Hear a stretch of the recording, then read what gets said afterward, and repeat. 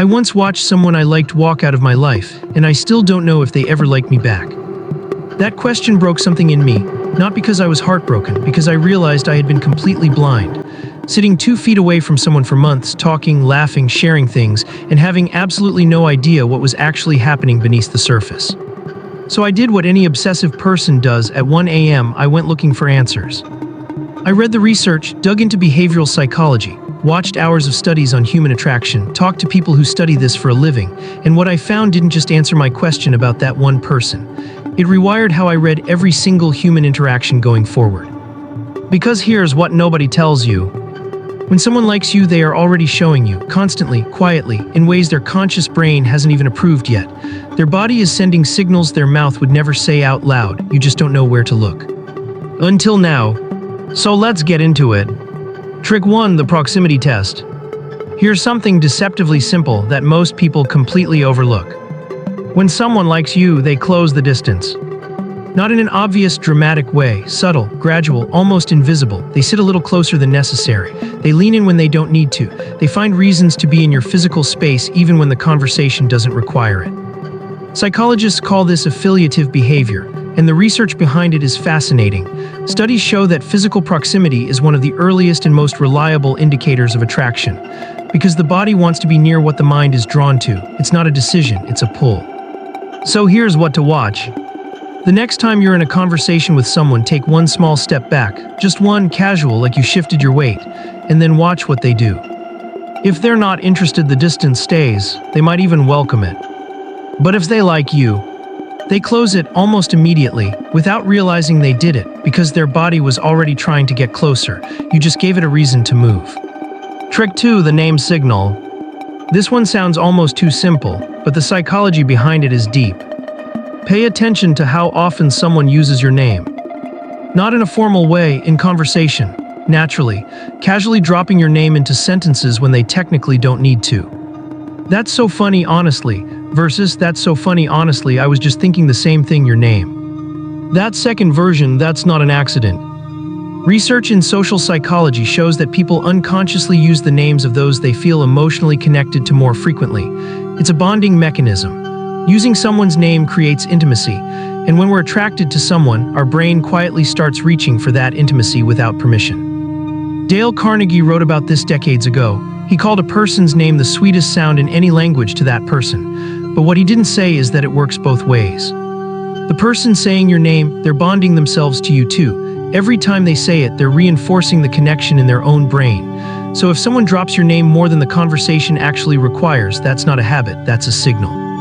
Trick 3, the distraction test. Here's the one that changed everything for me personally. Everyone has their phone out these days, always. It's just the reality of modern life. You're talking to someone and their phone buzzes and they glance at it. Normal, expected, nobody thinks twice about it. But watch what happens to someone who likes you when their phone goes off mid-conversation. They ignore it. Not because they're being polite, because you became more interesting than whatever is on that screen. And in 2025, that is actually remarkable. That is someone's brain making a real-time decision that you matter more than the dopamine hit waiting in their notifications. Psychologists call this attentional prioritization. We automatically direct our focus toward things we value. So if someone consistently puts their phone face down when you talk, if they don't reach for it mid-sentence, if they make eye contact instead of glancing away, you are not just another conversation to them. You are the thing they chose over everything else competing for their attention.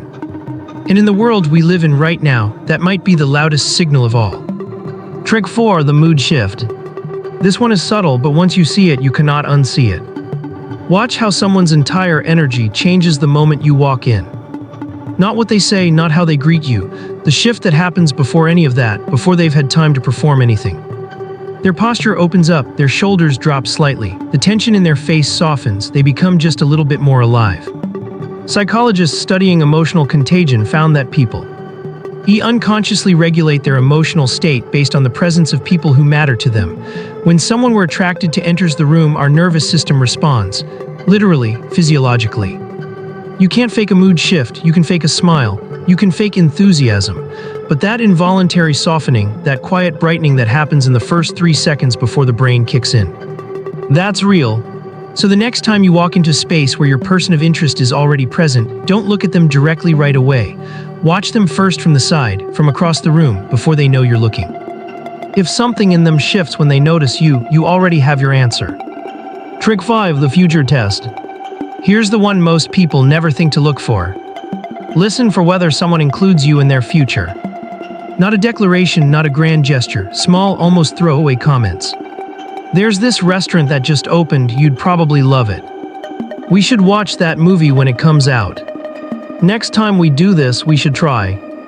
These sound casual, they're not. When someone is not interested in you, they live in the present tense. The conversation exists right now and nowhere else. But when someone likes you, their brain is already building a version of the future that has you in it, and it leaks through these small, offhand suggestions that assume you'll still be around. Psychologists call this future projection, and it's one of the strongest indicators of genuine romantic interest because it requires something attraction-based logic won't do for just anyone. It requires imagining a future with you in it, wanting that future, and then accidentally saying it out loud before they even realize what they revealed.